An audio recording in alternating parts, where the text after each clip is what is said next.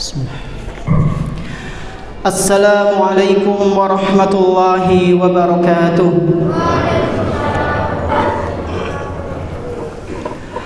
Allahu akbar. Allahu akbar. Allahu akbar. Allahu akbar. Allahu akbar. Allahu akbar. Allahu akbar. Allahu akbar. Allahu akbar kabira. Walhamdulillahi katsira. Wa subhanallahi bukratan wa asila. Allahu akbar. Allahu akbar.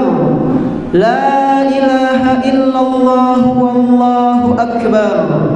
Allahu akbar walillahil hamd. La ilaha illallahul waliyyul hamid. La ilaha illallah yaf'alu ma yasha'u wa yahkumu ma yurid. Allahu akbar. Adada ma dzakara Allah dzakirun wa kabbar. Allahu akbar. Adada ma hamida Allah hamidun wa syakar. Allahu akbar. Adada ma taba taibun wastaghfar. Allahu akbar. Adada ma abada Allah abidun fil laili wan nahar. Ashhadu an la ilaha illallahul wahidul qahhar. Rabbus samawati wal ardi wa ma bainahumal azizul ghaffar. Wa ashhadu anna sayyidana wa habibana Muhammadan abduhu wa rasuluhul mukhtar. Fahuwa khiyarun min khiyar. Sallallahu alaihi wasallam wa ala alihi wa ashabihi al-abrar wal muhajirin minhum wal ansar wat tabi'in al-akhyar alladhina lazimu as-sunnata wal athar salatan wa salaman tammain kamilain muta'aqibain ma ta'aqaba al-lail wan nahar. Amma ba'd, fa ya ibadallah ittaqullaha haqqa tuqatih wa la tamutunna illa wa antum muslimun. Ma'asyiral muslimin rahimani wa rahimakumullah. Tidak ada kata yang lebih indah untuk kita ucapkan pada pagi yang berbahagia kali ini melainkan ungkapan rasa syukur kepada Allah Subhanahu wa taala atas segala nikmat yang telah Dia beri. Betapa banyak kesempatan yang seringkali Allah Subhanahu wa taala berikan kepada para hambanya agar bisa memperbaiki keadaan. Namun tak sedikit dari mereka yang memanfaatkan momen-momen penuh ibadah namun jauh dari ketaatan. Pada sisa akhir kehidupan, Allah Subhanahu wa taala masih sempatkan diri kita kembali berjumpa dengan hari raya Kurban, di mana pada hari ini di setiap penjuru negeri lantunan takbir dikumandangkan, di mana pada bulan ini setiap amalan baik maupun buruk dilipat gandakan, di mana pada detik ini seluruh kaum muslimin merasakan kebahagiaan. Maka pantaslah, maka sudah sewajarnya jika segala pujian dan kalimat syukur kita panjatkan hanya kepada Allah Subhanahu wa taala. Tak lupa pula salawat beserta salam semoga senantiasa tercurah limpahkan kepada Nabi kita yang tercinta Nabi Muhammad sallallahu alaihi wasallam beserta para keluarganya, sahabatnya dan umatnya yang senantiasa berusaha mengikuti sunnah-sunnahnya hingga hari akhir nanti. Jamaah salat Idul Adha yang berbahagia, disebutkan dalam sebuah hadis yang diriwayatkan oleh Imam Ahmad rahimahullah dari sahabat Nabi yang bernama Tariq bin Syihab radhiyallahu anhu bahwa Rasulullah sallallahu alaihi wasallam pernah menceritakan tentang dua orang yang salah satunya masuk neraka dan satunya lagi masuk surga hanya karena seekor lalat. Bagaimana hal itu bisa terjadi? Mari kita simak dari apa yang dikisahkan oleh Nabi kita yang tercinta Muhammad sallallahu alaihi wasallam. Beliau bersabda, "Dakhalal jannata rajulun fi dzubabin wa dakhalan nara rajulun fi dzubabin." Ada seseorang masuk ke dalam surga karena seekor lalat, dan ada pula seseorang yang masuk neraka karena seekor lalat. Mendengar apa yang disampaikan oleh Nabi sallallahu alaihi wasallam, para sahabat beliau pun heran seraya bertanya kepada beliau, qalu wa kaifa dzalika ya Rasulullah? Bagaimana mungkin hal itu bisa terjadi wahai Rasul? Itu bagaimana? Kok bisa ada orang masuk neraka, masuk surga karena seekor lalat? Maka beliau sallallahu alaihi wasallam menjelaskan, marra rajulani ala qaumin lahum sanamun la yujawizuhu ahadun hatta yuqarriba lahu syai'a. Ada dua orang, mereka sedang melakukan perjalanan, lalu mereka melewati suatu kaum yang mana kaum tersebut memiliki berhala, memiliki sesembahan selain Allah. La yujawizuhu ahadun hatta yuqarriba lahu syai'a. Jika mereka ingin melanjutkan perjalanan, maka mereka harus mengorbankan sesuatu terlebih dahulu untuk berhala tersebut. Qalu li ahadihima qarrib. Kaum itu pun berkata kepada salah satu dari mereka berdua, jika engkau ingin melanjutkan perjalananmu, berkurbanlah untuk berhala kami. Lalu orang itu menjawab, laisa indi syai'un uqarrib. Sungguh aku tidak memiliki suatu apapun untuk dikurbankan, untuk dipersembahkan kepada berhala kalian. Sungguh aku tidak bohong. Maka mereka mengatakan, qarrib walau dzubaban. Berkurbanlah, berilah sesembahan untuk berhala kami, meskipun itu hanya dengan satu ekor lalat. Faqarraba dzubaban fakhallau sabilahu fadakhalan nar. Maka orang ini pun mencari lalat hingga pada akhirnya dia dapat lalat. Lalu dia persembahkan lalat tersebut untuk berhala-berhala yang diminta tadi. Lalu orang ini pun dipersilahkan oleh kaum tersebut, silahkan jalan. Ketika di tengah perjalanan, orang ini mati dan dia termasuk dari penghuni neraka. Na'udzubillahi min dzalik. Kemudian kaum ini berkata kepada yang satunya lagi, qarrib, sekarang giliran kamu. Jika engkau ingin melanjutkan perjalananmu, berikanlah kurban untuk berhala kami. Kemudian orang ini menjawab dengan tegas, ma kuntu li uqarriba li ahadin syai'a dunallahi azza wa jalla. Sungguh aku tidak akan pernah mengorbankan sesuatu apapun kepada selain Allah subhanahu wa ta'ala. Maka orang itu pun dibunuh oleh kaum tersebut, dan matinya orang ini yang kedua dinilai syahid dan dia menjadi seorang penghuni surga. Hadis riwayat Imam Ahmad dinilai mauquf sahih oleh sebagian ulama.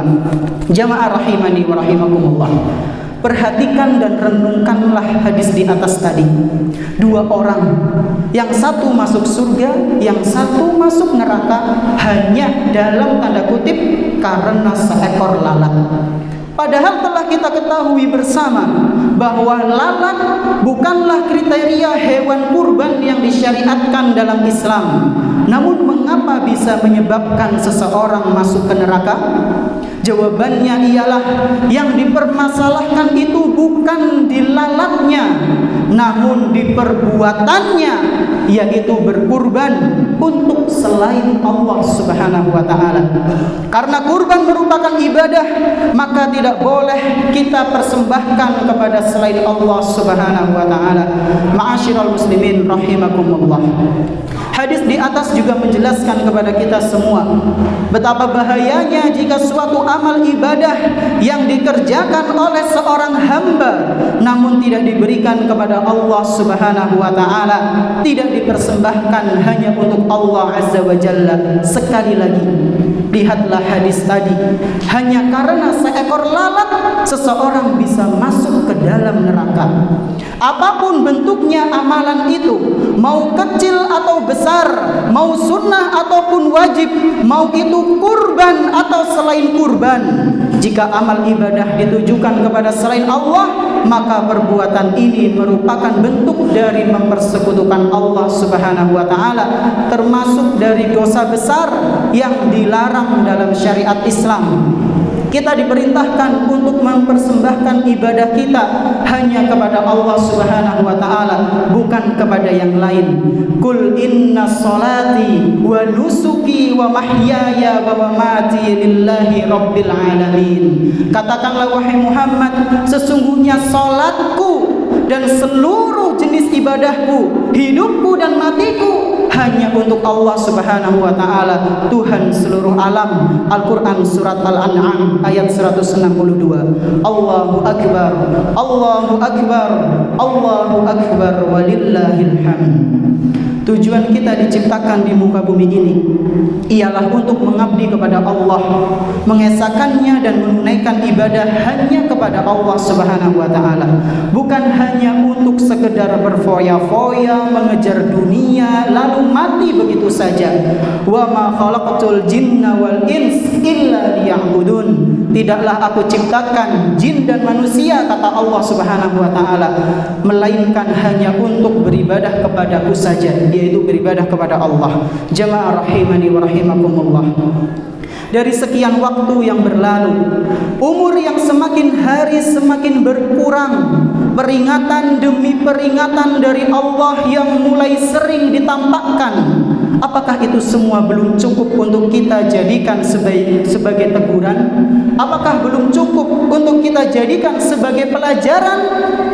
Yaitu teguran agar berhenti dari perbuatan-perbuatan maksiat, teguran agar tidak meninggalkan perintah yang Allah wajibkan. Ataukah justru kita menginginkan teguran yang benar-benar nyata, yaitu teguran ketika datangnya sakaratul maut, di mana keadaan pada saat itu benar-benar akan menyadarkan seorang hamba dari kelalaian dunia dan dosa. Subhanallah, betapa ruginya orang yang baru menyadari kesalahan-kesalahannya ketika datang sakaratul maut. Betapa ruginya orang yang baru menyesal ketika hadirnya malaikat maut. Betapa nelangsanya orang yang baru bertaubat ketika nyawa telah sampai di kerongkongan. Mengapa bisa demikian? Mengapa mereka bisa dikatakan sebagai orang-orang yang merugi? Karena kesadaran dan penyesalan pada saat itu sudah tidak ada gunanya lagi, alias kesempatan taubat sudah ditutup oleh Allah. Demikianlah yang dikabarkan oleh Allah Subhanahu wa taala dalam Al-Qur'an surat An-Nisa ayat 18. Wa laisatit taubatu lil ladzina ya'maluna as-sayyi'ati hatta idza hadara ahaduhumul maut qala inni tubtul an. Taubat itu tidaklah akan berlaku, tidak diterima lagi bagi orang-orang yang melakukan kemaksiatan, kejahatan, lalu dia mengatakan, aku sadar sekarang, aku ingin bertaubat sekarang. Sementara ucapannya ini diucapkan ketika sakaratul maut. Kata Allah, tidak diterima. Jamaah rahimani wa rahimakumullah. Oleh karena itu, wahai hadirin yang dimuliakan oleh Allah, manfaatkanlah kesempatan yang masih Allah berikan. Sudahilah berbagai macam kemaksiatan, saatnya menuju pertaubatan. Persembahkanlah ibadah hanya untuk Allah, tunaikanlah ibadah sesuai dengan apa yang diajarkan oleh Rasulullah sallallahu alaihi wasallam. Dengan demikian, semoga kita bisa dikumpulkan lagi oleh Allah di surganya nanti dengan rahmat dan kasih sayangnya yang begitu luar biasa. Amin ya rabbal alamin. Ketahuilah, surga itu tempat yang sangat indah lagi berharga. Tidaklah ia bisa diraih melainkan dengan rahmat dan kasih sayang Allah. Maka dari itu, jangan sampai kita menjadi hamba yang durhaka sehingga dijauhkan dari rahmat Allah Subhanahu wa taala. Hadza aqulu ma tasma'un. Allahumma shalli ala Muhammad wa ala ali Muhammad kama shallaita ala Ibrahim wa ala ali Ibrahim innaka Hamidum Majid. Wa barik ala Muhammad wa ala ali Muhammad kama barakta ala Ibrahim wa ala ali Ibrahim innaka Hamidum Majid. Allahumma ighfir lil muslimina wal muslimat wal mu'minina wal mu'minat al ahya'i minhum wal amwat innaka qaribun sami'un mujibud da'awat ya rabbal alamin. Allahumma ighfir lana wa liwalidayna warhamhuma kama rabbayana shighara. Allahumma aslih a'immatana wa wulata umuril muslimin wa waffiqhum jami'an litahkimi syari'atik wal amali bi kitabik wal iltizami bi sunnati nabiyyik bi rahmatika ya arhamar rahimin. Rabbana hab lana min azwajina wa dhurriyyatina qurrata a'yun waj'alna lil muttaqina imama. Rabbana zalamna anfusana wa illam taghfir lana wa tarhamna lanakunanna minal khasirin. Rabbana la tuzigh qulubana ba'da idh hadaitana wa hab lana min ladunka rahmah innaka antal wahhab. Rabbana atina fid dunya hasanah wa fil akhirati hasanah wa qina adzaban nar. Wa sallallahu ala nabiyyina Muhammadin wa ala alihi wa ashabihi wa man tabi'ahum bi ihsanin ila yaumiddin. Wa akhiru da'wana alhamdulillahi rabbil alamin. Wassalamu alaikum warahmatullahi wabarakatuh.